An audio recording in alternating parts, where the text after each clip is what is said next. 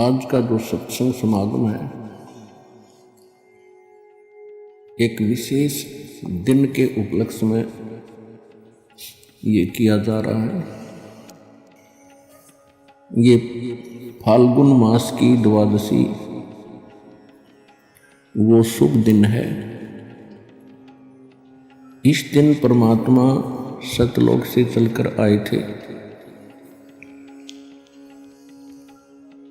और अपनी प्रिय आत्मा आदरणीय गरीबदास साहिब जी गांव छुडानी जिला झज्जर हरियाणा वाले को ये खेतों में जंगल में मिले थे। एक जिंदा महात्मा का रूप परमेश्वर बनाए हुए थे।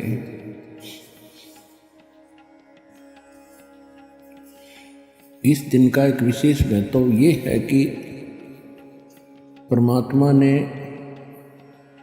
अपना एक ऐसा दृढ़ गवाह बनाया जिसने परमात्मा को देखा, परमात्मा के उस स्थान को देखा जिसके विषय में परमात्मा बहुत पहले से कहते आ रहे थे कि एक ऐसा स्थान है जहाँ कोई दुख नहीं, कोई रोग नहीं, कोई कष्ट नहीं, कोई टेंशन नहीं, किसी चीज का अभाव नहीं, वहां वृद्ध अवस्था नहीं, मृत्यु नहीं। लेकिन हमने जो अज्ञान ग्रहण कर रखा था उसके आधार से हम परमात्मा के उस विचारों पर, ज्ञान पर हम विश्वास नहीं कर पाते थे। तो फिर परमेश्वर ने अपने कुछ गवाह बनाए ताकि ये मेरी गवाही दे, आंखों देख कर प्रमाणित करे, जिस कारण से आने वाले समय में मेरे बच्चे मुझे पहचान लें और इनका युगों का कष्ट मिट जाए। असंख्य जन्म हो गए हमको इस काल के जाल में, जन्म और मृत्यु में।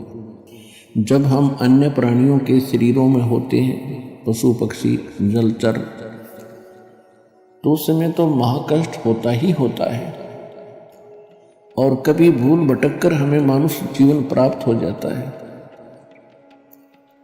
तो इस मनुष्य जीवन में भी हम महादुखी होते हैं क्योंकि हम शुभ कर्म नहीं कर पाते जो शास्त्र अनुकूल साधना के होते हैं। क्योंकि हमें जो ज्ञान दिया जाता है वो शास्त्र विधि त्याग कर मनमाना आचरण बताया जाता है जो सभी सदग्रंथों के विपरीत होता है। और फिर लंबे समय तक उसी प्रक्रिया में हम रहने के कारण उसको फाइनल मान लेते हैं क्योंकि अपने समुदाय के लोग सभी वही कर रहे होते हैं, जिस कारण से किसी को कोई ऑब्जेक्शन नहीं होता और ना ये शंका होती कि हम गलत कर रहे हैं।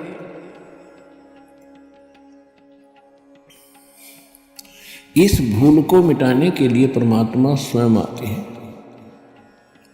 यहां पर दो शक्तियां काम कर रही हैं। एक तो असंख्य ब्रह्मांड का मालिक है कबीर भगवान,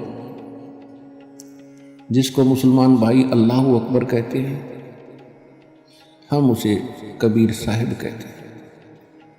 अल्लाह माने साहिब, अकबर माने कबीर, ये बोलने का अंतर है बस।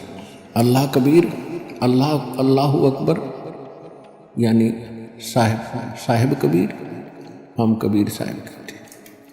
इसको गॉड कबीर कहो। ये पूर्ण परमात्मा है, ये हमारा जनक है, हमारा पिता है। इसकी वचन शक्ति से हम सभी उत्पन्न हुए हैं। वो हमारे लिए दुखी रहते हैं कि किसी ना किसी तरह इन भोली आत्माओं को उस स्थान का पता लग जाए जहाँ ये रहा करते थे, सुखी थे, कोई कुछ कष्ट नहीं था, कोई मृत्यु नहीं थी, वृद्धावस्था नहीं थी और किसी चीज की कमी नहीं थी। और यहाँ दूसरी शक्ति है जिसके अंतर्गत हम फंसे हुए हैं। यहाँ ये ब्रह्म है, सरपुरुष है, इसको ज्योत स्वरूपी निरंजन काल भी कहते हैं। इस काल ने एक ऐसा भयंकर जाल बना रखा है कि जीव को परमात्मा की जानकारी ना हो और जितने कर्म ये करे वो कर्म बिगाड़न के करे, शुभ ना कर सके। और दूसरी, इसने अज्ञान फैला दिया ये नकली पंथ संत बनवा के, और इन जीवों को ऐसा दृढ़ कर दिया उस अज्ञान के अंदर। जब परमात्मा स्वयं भी आते हैं तो भी हम परमात्मा के उन वचनों पर विश्वास नहीं करते थे। इसलिए परमात्मा परमेश्वर कबीर जी ने अब एक विकल्प खोजा। उन्होंने अपने गवाह तैयार किए कि ताकि ये मुझे पहचाने और मेरे स्थान को जाने, फिर अपने बहन भाइयों को ये आंखों देखा ज्ञान सुनावे। जब हम आंखों देख लेते हैं किसी वस्तु को, फिर हम दृढ़ता के साथ कहते हैं, फिर हम विचलित नहीं हो सकते। और यही कारण रहा कि जिन महापुरुषों को परमेश्वर आकर मिले, जो अपने उन्होंने एक साक्ष्य तैयार किया, साक्षी तैयार किए, उन्होंने फिर सारा संसार एक तरफ और वो अकेले एक तरफ रहे, क्योंकि वो भगवान से मिल चुके थे, परमात्मा को देख चुके थे। गीता अध्याय नंबर 18 के श्लोक नंबर 62 और गीता अध्याय नंबर 15 के श्लोक नंबर 4 में गीता ज्ञानदाता स्वयं कहता है कि अर्जुन, तू सर्वभाव से उस परमेश्वर की शरण में जा, उसकी कृपा से तू परम शांति को और शाश्वतम स्थान, उस सनातन परम धाम को प्राप्त होगा। सनातन माने सदा रहने वाला, जिसका कभी अंत नहीं होता। और 15वें अध्याय के 4 श्लोक में कहा है कि तत्वदर्शी संत और तत्व ज्ञान प्राप्ति के उपरांत परमेश्वर के उस परम पद की खोज करनी चाहिए, जहां जाने के बाद साधक फिर लौटकर संसार में कभी नहीं आते। और गीता ज्ञानदाता कहता है कि मेरी भी साधना त्याग कर केवल एक उसी की भक्ति करो। अब इसने परमात्मा के डर से ज्ञान कुछ सदग्रंथों में तो सही दे दिया, लेकिन अपनी प्रेरणा से ये संत भेज गए, आचार्य और शंकराचार्य भेज गए। इसने अपने सदग्रंथों के यानी सिलेबस के विपरीत पढ़ाई पढ़ा ली, और वो फिर एक लोक वेद बन गया। हजारों वर्षों से हम उसी को सुनते और सुनाते आए।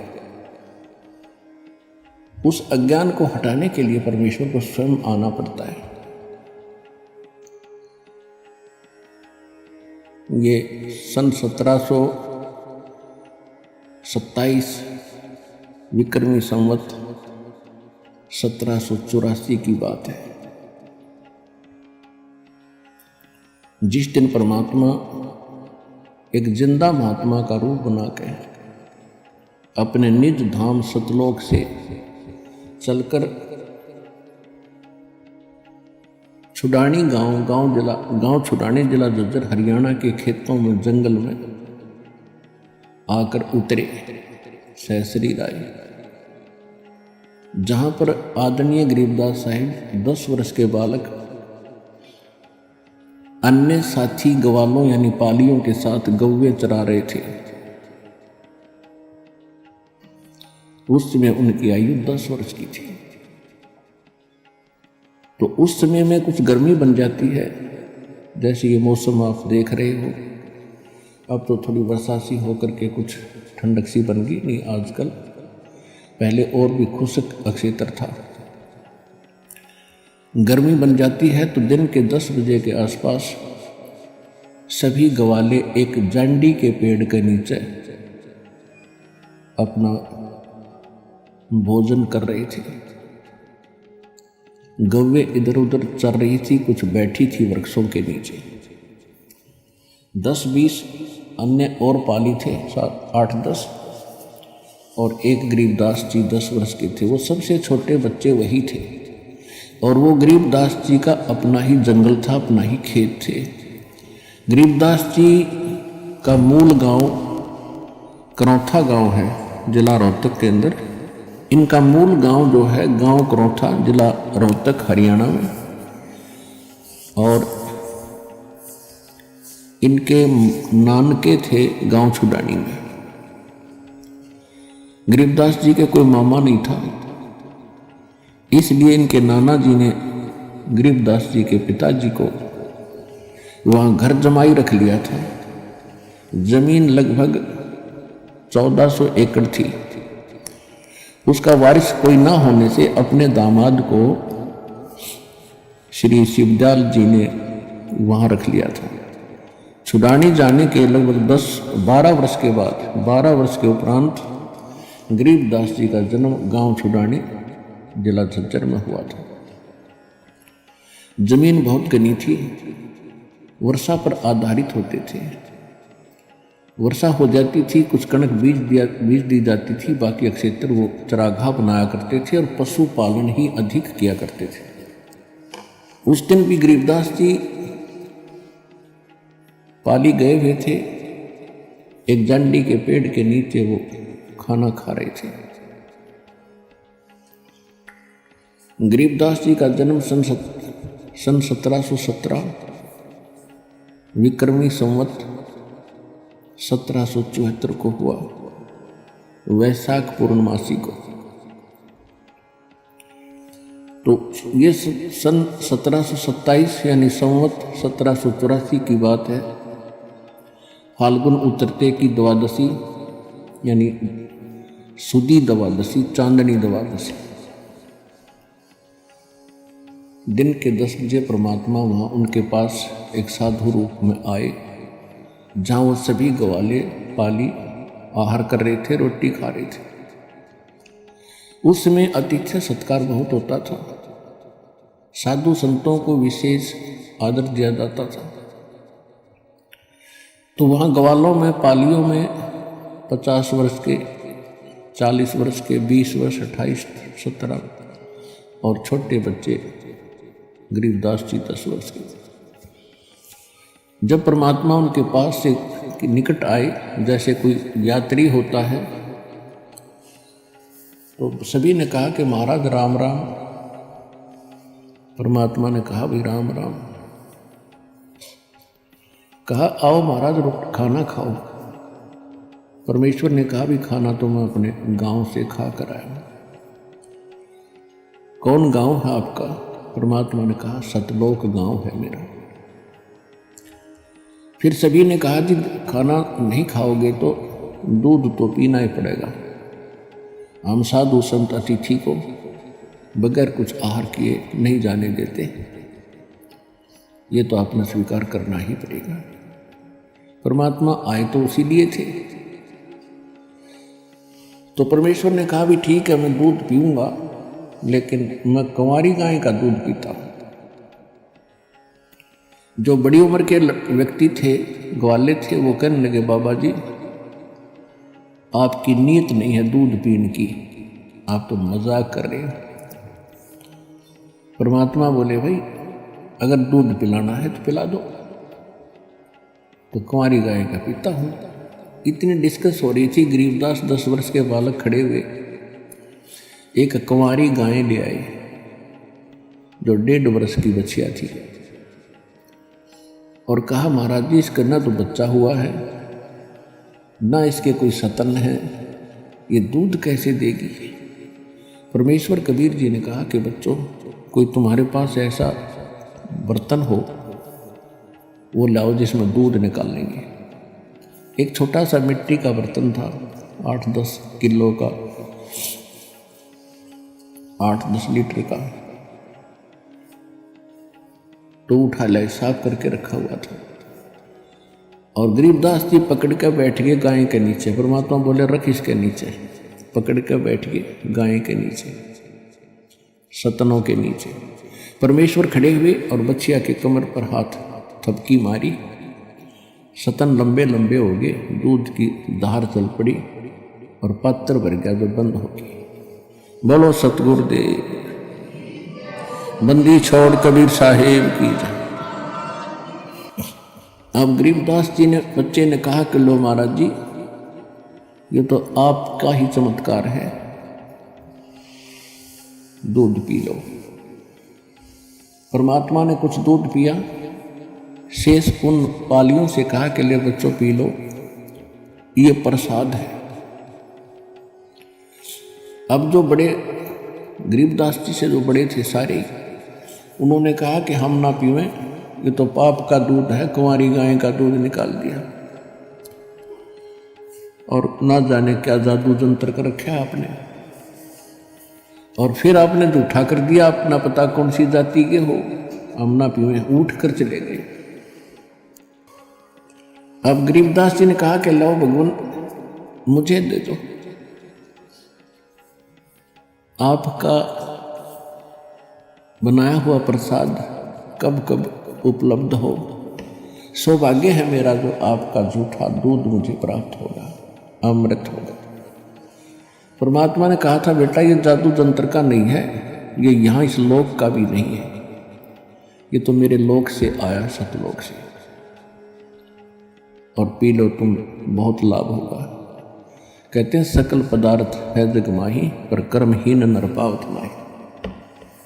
गरीबदास जी ने वो दूध पिया, वो सभी चले गए दूर, पाली दूसरे साइड में गौओं को भी आंख ले गए। अब वहां रह गए परमात्मा और वो प्यारी आत्मा जिसके लिए मालिक आए थे। परमेश्वर ने चर्चा शुरू की कि बेटा भक्ति किया करो, परमात्मा का नाम लेना चाहिए, ये मनुष्य जीवन बार बार नहीं मिलेगा। तो गरीबदास जी जैसे बच्चे थे कहने लगे भगवान हम करते हैं, राम राम करते हैं, सीता राम करते हैं, राधे श्याम का जाप करते हैं, बजरंग बली की जय बोला, शंकर भगवान की भक्ति करें। फिर परमात्मा ने काफी देर तक उनको समझाया बेटा ये इनकी भक्ति से मोक्ष नहीं हो सकता, आपका जन्म और मृत्यु नहीं मिट सकता, आपके कर्म के अंदर यानी प्रारब्ध के अंदर जो लिखा है कोई पाप कर्म जिससे आपको कोई हानि होनी है, तो इन भगवानों की भक्ति से वो समाप्त नहीं हो सकती। इन भगवानों की भक्ति करने से आपको पुण्य और पाप दोनों ही प्राप्त होंगे। और कहते हैं पिछले ही तप से होते हैं पूर्ण हंस मुराद। ये पिछले संस्कार थे उस बालक के, एकदम उसके हृदय में विशेष प्रेरणा हुई कि परमात्मा आज तक हमने यो ज्ञान कभी किसी से सुना नहीं, और ऐसा भगवान नहीं सुना जो आप बताते हो कि वो सब दुख दूर कर सकता है, हमारे प्रारब्ध यानी किस्मत लिखे हुए लेख का भी नाश कर सकता है, हमारे सब पापों का नाश करके हमें पवित्र कर सकता है और मोक्ष पूर्ण दे सकता है। और हमने तो कभी कभार स्वर्ग सुना था, उस स्वर्ग की भी जानकारी पूरी नहीं थी। तब परमात्मा ने स्वर्ग की डेफिनेशन सुनाई, परिभाषा सुनाई कि स्वर्ग तो बेटा ऐसा है जैसे एक होटल होता है, और होटल के अंदर जैसे शिमला कुल्लू मनाली साइड में, यहाँ राजस्थान हरियाणा पंजाब उत्तर प्रदेश के व्यक्ति जो धनी लोग होते हैं वो महीना 20 दिन हफ्ता 10 दिन गर्मियों के समय में वहाँ चले जाते हैं, अपनी जेब में पैसा ले जाते हैं 50,000 60,000, कमरा किराए पर लेते हैं, होटल में खाना भी सब सुविधाएं उपलब्ध होती हैं, सैर सपाटे करते हैं, कोई काम नहीं होता क्योंकि उनका वहाँ कर्म क्षेत्र नहीं है, वो अपने धन को ही व्यय कर रहे हैं, वहाँ उनको सुविधा खूब प्राप्त है, कोई काम नहीं, लेकिन उनकी जेब कट रही है, उनकी पूंजी नाश हो रही है जो लेकर गए थे, और जिस समय वो पूंजी समाप्त हो जाएगी वो स्वयं वहाँ से चले आएंगे। अगले वर्ष हो सकता है ऐसा लाभ ना हो जिससे 50-60 हज़ार रुपये सेव हो जाए, बचत हो जाए, तो वो अगले बार वहाँ भी नहीं जा सकते, यहीं रहना पड़ेगा। ठीक इसी प्रकार ये स्वर्ग है। स्वर्ग में भक्ति के धनी व्यक्ति जाते हैं, वहाँ कोई काम नहीं, लेकिन आपके पुण्य वहाँ जमा हो जाते हैं, जो भी खाओगे पियोगे इच्छा करोगे आपको प्राप्त होता रहेगा, लेकिन आपका बैलेंस लेस होता रहेगा। और जिस समय आपके पुण्य समाप्त हो जाएंगे आपको जबरदस्ती वहां से नरक में डाल दिया जाएगा। और नरक के बाद फिर पुनः आपको यहाँ 84 लाख योनियों की कुत्ते गधे सूअर के शरीरों में बेचा जाएगा। और ये प्रक्रिया आप असंख्य जन्मों से कर रहे हो, भोग रहे हो, इसका निर्वाह कर रहे हो। जहां से मैं आया हूं वो एक ऐसा स्थान है जहां आप पहले रहते थे। पूरी सृष्टि रचना सुनाई, आप सभी वहां रहते थे। वहां कभी मृत्यु नहीं है, वहां कोई चीज का अभाव नहीं है। और यहां आपने आज चाहे कुछ भी सुविधा उपलब्ध है आपको, कितने आपके पास जमीन है, चाहे राजा बने हो, ये तो आपके पास रहनी ही नहीं है। मृत्यु को उपरांत ना जाने कहाँ पटकेगा ये काल उठा के। और जिस माया को आप आज अपनी मान रहे हो, इसको आपके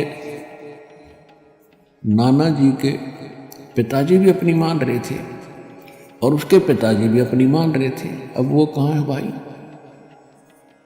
अब वो कहीं गधे कुत्ते बनकर घूम रहे हैं। तो परमात्मा ने गरीबदास जी को समझाया, ये माया है राम की अपनी कहें गंवारे, जमपुर धक्के खाओगे नाहक बहे बेगार। पूंजी साहूकार की ये बंजारा संसार, और पूंजी माल गंवा दिया इब नाहक बहे बेगार। परमात्मा ने बताया कि बेटा ये पृथ्वी इस काल साहूकार की है और तुम यहां बंजारे बनकर आए हुए हो। इस पर एक आपने इससे लाभ उठाना था कि अपना निर्वाह भी करते और मोक्ष के लिए भी कुछ प्रयत्न करते। आप उस उद्देश्य को भूलकर यहाँ संसार की भूल भुलैया में भूल चुके हो और आपने कि ये परंपरा मान ली, बुढ़े होकर तो मराया करे, यानी वृद्ध अवस्था में तो मृत्यु सभी की होती है। और जब तक वृद्ध नहीं होते खूब काम करें, अच्छी संपत्ति बनाओ, हमारे आने वाले बच्चे प्रयोग करेंगे। तो परमात्मा ने बताया कि बेटा बच्चों को भी वही मिलेगा जो उनके संस्कार में है। आपने ऐसा देखा होगा कि बहुत से ऐसे माँ बाप हैं जिनकी बहुत संपत्ति थी और बच्चा न वो फिर बाद में सारी बेच खाई, शराब पीने लग गए। अब उस बोधी आत्मा ने बच्चों के लिए ही सारा जीवन व्यर्थ किया, सारी संपत्ति जोड़ी, और जो संपत्ति मनुष्य जीवन से जोड़नी चाहिए थी, भक्ति करनी चाहिए थी, वह करी नहीं। जिस कारण से वो तो कहीं कुत्ता बनकर गली में घूम रहा होगा पिताजी, और बच्चे उसकी जोड़ी हुई संपत्ति को शराब पी रहे हैं और बर्बाद कर रहे हैं। तो ये बहुत बड़ा झंझट है, इसे निकलना चाहिए। परमात्मा ने बहुत सी ऐसी कथाएं सुनाई, गरीबदास जी एकदम तड़फ उठे कि परमात्मा ये जन्म मरण का रोग तो बहुत भयंकर है। वृद्ध अवस्था में जीव बहुत दुखी होता है।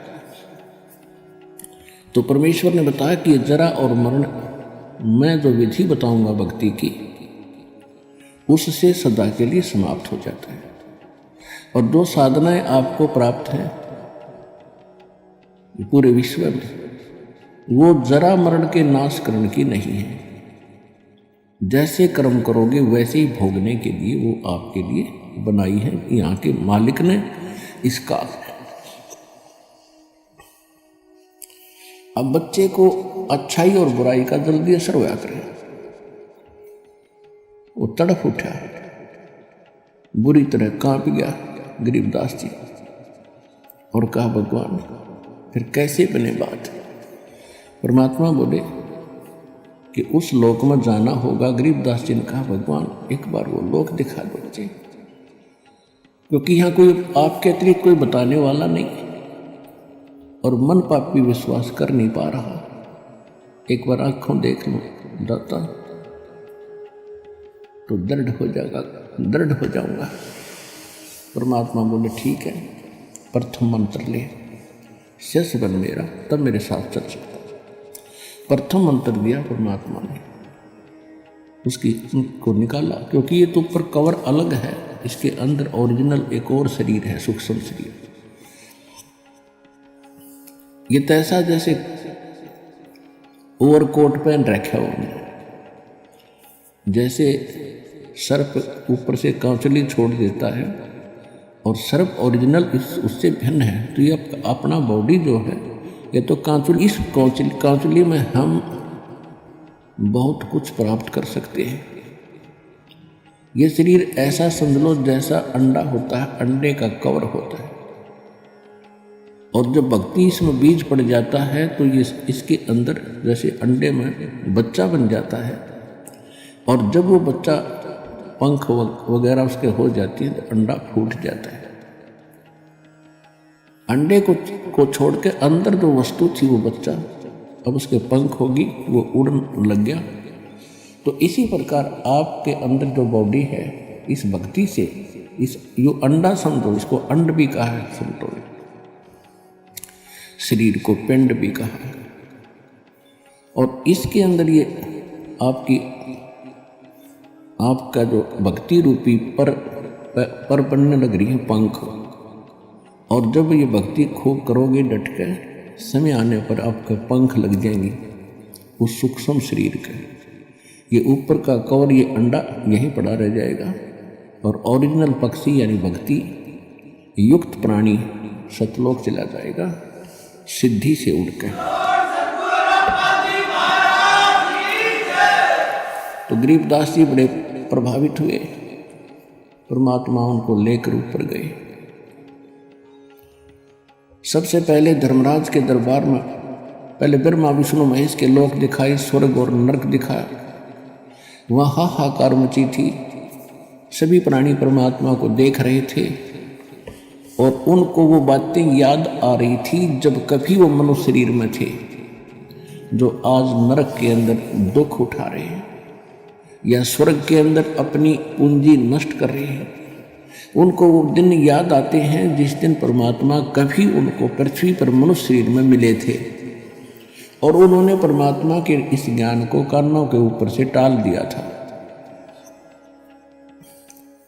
तो वहां रो रहे थे वो, हे भगवान, परमात्मा ने कहा कि मैं तुम्हें उस दिन मिला था वहां पर, और मैं क्या कह रहा था बच्चों, क्योंकि उसके मालिक के पास तो सारे रिमोट हैं, और प्रत्येक प्राणी के अंदर अंतःकरण में, कोड वर्ड में पूरी असंख्य जन्मों की, जब से वो जन्म मर रहा है, कुत्ते गधे सूअर चाहे कुछ भी बना है, वो सारा उसके अंदर फीड है। परमात्मा ने वो चालू कर दिया वचन से, और याद आई उसको, कहाँ भगवान आप मिले थे और आप कह रहे थे जो साधना तुम कर रहे हो ये नरक में और स्वर्ग दोनों में जाना पड़ेगा, और मैं जो भक्ति बताता हूँ वो इससे भिन्न है, उससे तुम्हारा कल्याण होगा।